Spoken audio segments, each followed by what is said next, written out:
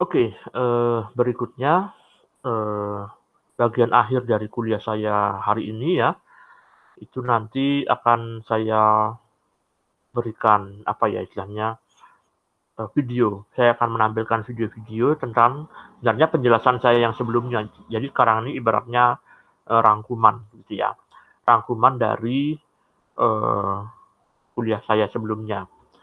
Oke, kita mulai videonya ya. Kita coba buka dulu, window, mana ya?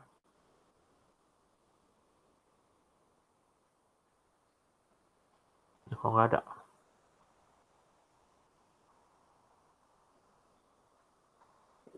Oke, ini ya.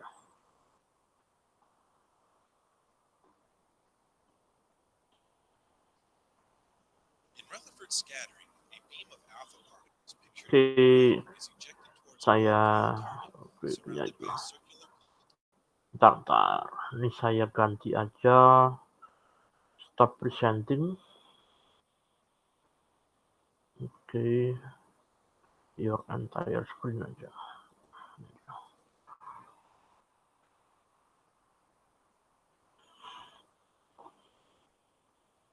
Oke ya, kita mulai lagi. Nah, ini adalah apa namanya? Penggambaran dari partikel alfa itu ya, Rutherford tadi ya. Jadi ada sinar alfa ditembakkan pada eh, lapis tipis emas begitu ya. Itu ketika ditembakkan itu ternyata sebagian besar, nah ini ya. Jadi ternyata sebagian besar itu tetap lolos ya, atau tetap ya terus, sementara sebagian kecil itu apa namanya scattered atau terpencarkan begitu ya. Karena itu tadi adanya ruang kosong pada suatu apa namanya pada suatu atom begitu. Nah, ini yang diharapkan oleh si Rutherford ya, yang diharapkan oleh si Rutherford dia tetap akan sebagian lurus, tapi kemudian ada, nah itu ya, jadi dia ada yang dibelokkan itu adalah setelah dia menabrak begitu ya. Yang diharapkan belok itu adalah setelah nabrak, jadi dia bisa melihat apa istilahnya, dia bisa melihat kira-kira susunan atom di emas itu seperti apa.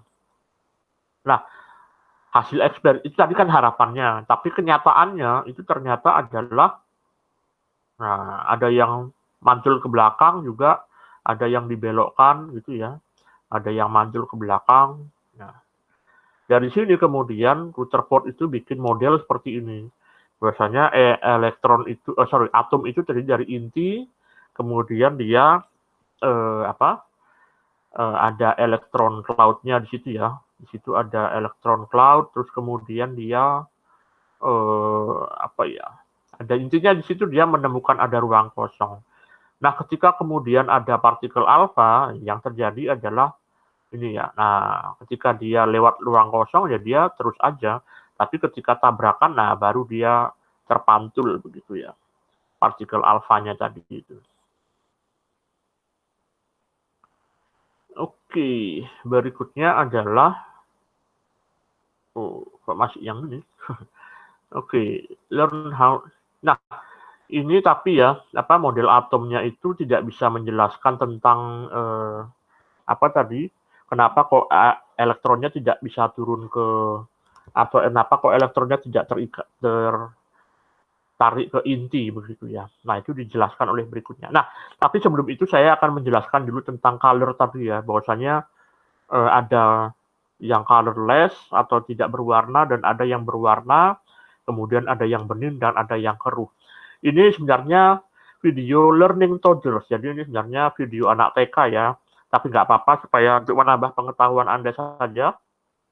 Ini tentang campuran dari berbagai macam warna.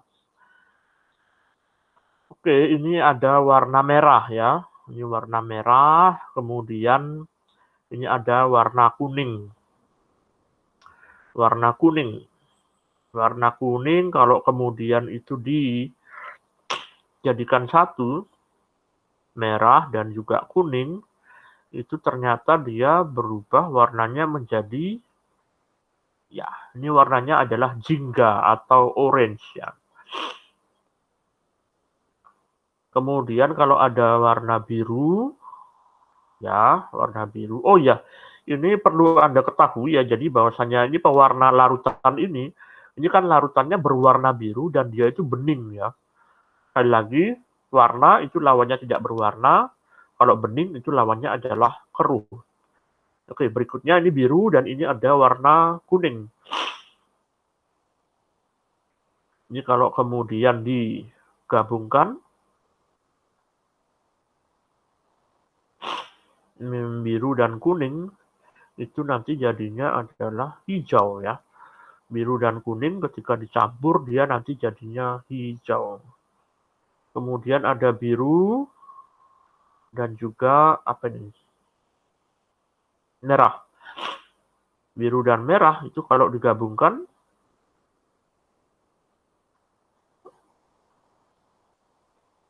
biru dan juga merah ketika digabungkan, oh ini menjadi apa nih? Ungu ya. Ini ternyata menjadi ungu, purple atau ungu. Ini ada warna merah tadi ya. Kemudian ada juga kuning, yellow atau kuning. Kalau digabungkan merah dan kuning tadi ya. Ini kesimpulannya merah dan kuning jadi orange atau jingga. Kemudian biru. Kemudian ada juga kuning ya. Biru sama kuning digabungkan. Iya, ternyata jadinya hijau ya. Ternyata jadinya hijau. Kemudian kalau merah, ya merah, itu digabungkan dengan biru.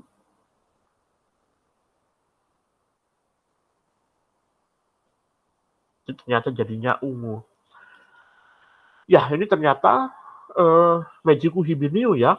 Ya, ini ternyata adalah merah, jingga, kuning, hijau, biru, nila dan ungunya jadi satu. Ya, ungu itu mungkin berarti ungu yang lebih apa namanya? Lebih gelap gitu ya. Oke, itu tadi warna-warna. Nah, warna-warna itu sebenarnya menunjukkan panjang gelombang tertentu ya. Jadi merah itu adalah panjang gelombang tertentu. Nah, ini dia percobaan tadi ya. Ketika ada cahaya, itu kemudian kita lewatkan pada celah kecil, dan celah kecilnya itu kita lewatkan pada prisma, itu ternyata dia membentuk yang namanya spektrum garis. Nah, spektrum garisnya itu dari mana? Oh, sorry. Ini membentuk spektrum garis ya. Oke, sebentar. Itu dia membentuk spektrum garis. Oke. Kemudian spektrum garisnya ini itu ada di 656, 486, 434 dan juga 411. Ya, 411 nanometer. Nah, itu secara dengan apa? Nah, ini ya. Jadi ketika mana tadi? Dari 5 turun ke 2 itu 434. Dari 6 turun ke 2 itu 411. Kita coba lagi ya. 3 ke 2 itu warnanya merah. 4 ke 2 itu warnanya hijau. 5 ke 2 itu warnanya biru.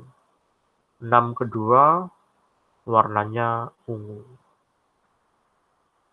Itu ya. Kemudian kita lanjutkan. Nah, ini Kans Academy, ini tadi hitungannya tadi ya. Untuk Balmer tadi, itu 1/, sama dengan R dikali 1/I2, I pangkat 2 dikurangi I J1 per J pangkat 2.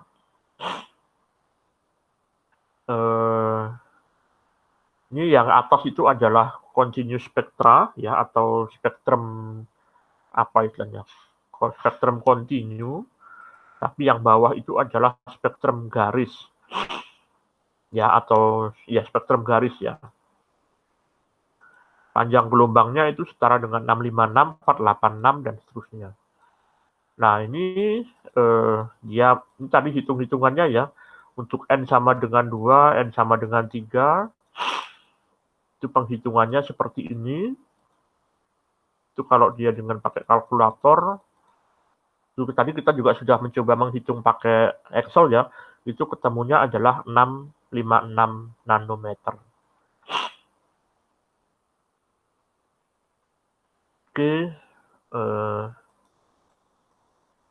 itu tadi yang temuan oleh si Balmer. Oke, atau Balmer series ya, atau Balmer series itu apa? Jared Balmer gitu ya. Oke, berikutnya adalah, nah ini ya, jadi ketika 6 turun ke 2, 6 turun ke 5 turun ke 2,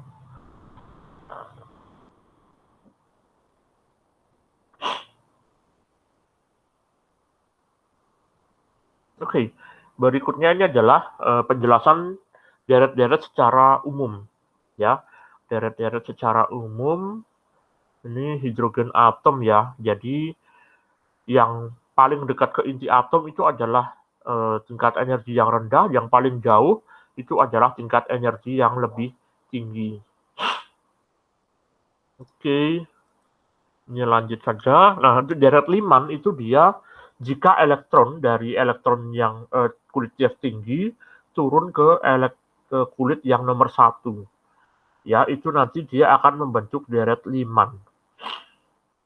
Ya, jadi 2 ke 1, 3 ke 1, 4 ke 1, kemudian 5 ke 1, mana lagi? 6 ke 1, kemudian 7 ke 1, itu nanti akan membentuk garis-garis yang namanya deret Lyman. Yang mana deret Lyman itu nanti bisa dihitung ya, seperlambdanya itu sama dengan R dikali 1 dikurangi seper N2 kuadrat, yang mana N2-nya itu nilainya bisa 2, 3, 4, dan seterusnya. Nah, kalau Balmer itu dia turun ke kulit nomor 2. Ya. Oke, yang kalau berikutnya Balmer series atau Jared Balmer, itu jika elektron dari tingkat energi tinggi ke kulit yang nomor 2. Dan ini nanti terlihat di daerah spektrum sinar tampak atau visible. Ya, ini nanti akan di daerah visible.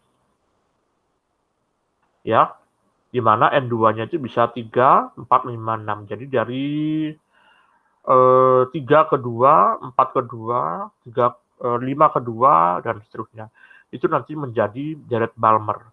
Persamaannya ya, seperlambda sama dengan R dikali seper 2 kuadrat dikurangi seper N2 kuadrat. Itu untuk Balmer. Berikutnya Paschen. Untuk Paschen itu dari orbital terluar ke kulit nomor 3. Ya, jadi dia 4 ke 3, 5 ke 3, 6 ke 3, 7 ke 3, dan seterusnya. Persamaannya ini, sementara bracket itu dia ini. Oke, ini pepun ya. Oke. Nah, berikutnya adalah bagaimana atom elektron itu berputar dalam atom. Nah, ini ya, pada orbital S itu dia berputarnya seperti itu.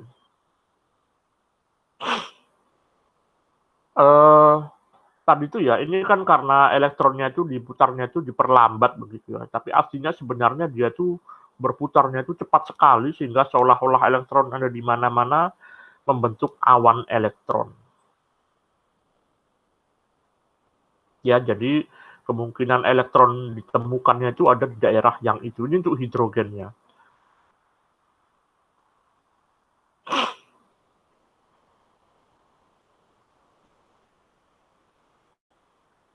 Kemudian bagaimana kalau dia He? Nah, kalau He dia seperti ini, atau helium ya.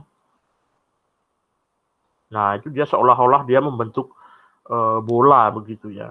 Padahal sebenarnya elektronnya cuma 2. Kalau hidrogen tadi juga sama, elektronnya cuma 1, tapi dia seolah-olah dia membentuk bola. Nah, ini kalau ini litium ya. Litium itu dia elektronnya 3, berarti 1s2, 2s1. Oke.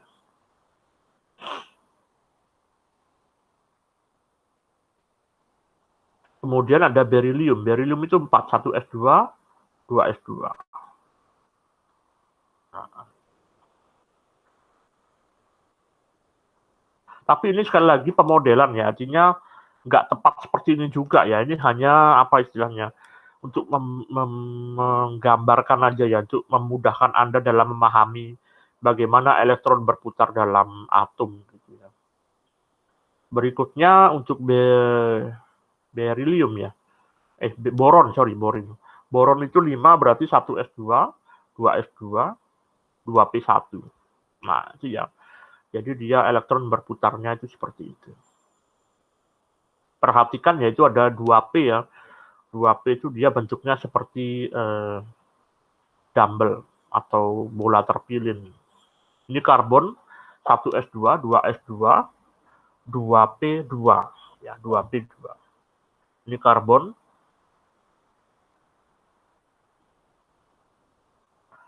Kemudian nitrogen ya, nitrogen. Sekali lagi ini pemodelan ya, nggak kemudian akan tepat seperti ini. Oke, itu ya. Jadi apa namanya, penggambaran dari elektron itu sendiri, kemudian apa namanya, tentang mekanika gelombang ya. Oke, saya rasa demikian saja pertemuan kita kali ini. Nanti untuk pertemuan berikutnya saya akan berikan tugas ya, itu nanti dikumpulkan pada pertemuan berikutnya.